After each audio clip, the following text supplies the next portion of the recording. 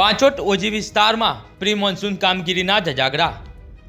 Mehsana Radhanpur road ઉપર કાશી વિશ્વનાથ મંદિરની બાજુમાં સીલિંગ ઉપર આવેલ 25 થી 30 સોસાયટી હજુ પાણીમાં ગરકાવ।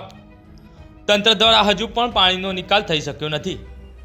આજુબાજુની સોસાયટીમાં રહેતા લોકો ભારે પરેશાની ભોગવી રહ્યા છે। હાલમાં કોઈ નેતા પણ ફરકી રહ્યા નથી। બાળકો વિદ્યાર્થીઓ સ્કૂલ અને કોલેજ જવા માટે પાણીમાં તળીને જતા હોય તેવું લાગી રહ્યું છે।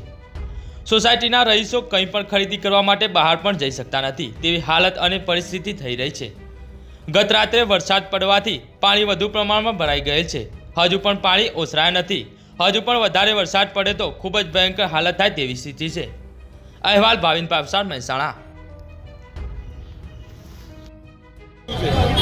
એક તો મારું નામ છે રમણભાઈ કાનજીભાઈ પટેલ। હું સપન સહજ એક્ઝોટિકામાં રહું છું। ત્યાં 7 વર્ષથી પાણીનો એટલો બધો પ્રોબ્લેમ છે અને આજની તારીખમાં બધાના ઘરમાં ઘૂસી ગયા છે પાણી। અને કોઈ છોકરાઓ કે કોઈ નોકરી નથી થઈ શક્યા, એના માટે પાણીમાં ચાલતા ચાલતા રોડ બ્લોક કરવો પડ્યો અમારે। છેલ્લી હાલ પંચાયતમાં 3 થી 4 વખત એની રજૂઆત કરી છે જાહેરમાં। હા, મુખ્યમંત્રીને બધી અરજીઓ આપેલી છે।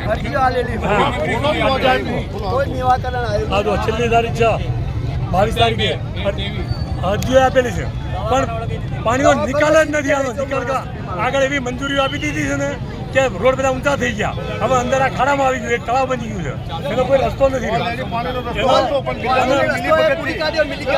અંદાજે આ એરિયાની અંદર પાણીનો રસ્તો હતો એવું બોલો।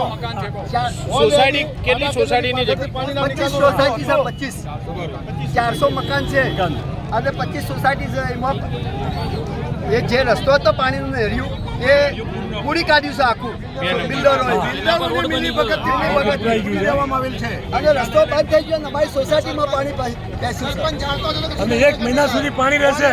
કોઈ બીમાર પડી જશે, બધી જવાબદારી સરકારની રહેશે। અત્યારે કોઈ પાણી નીકળવાનો ચાન્સ નથી 1 મહિના સુધી। એટલે જે કરવું એ સરકારને જલ્દી કરે। અમારી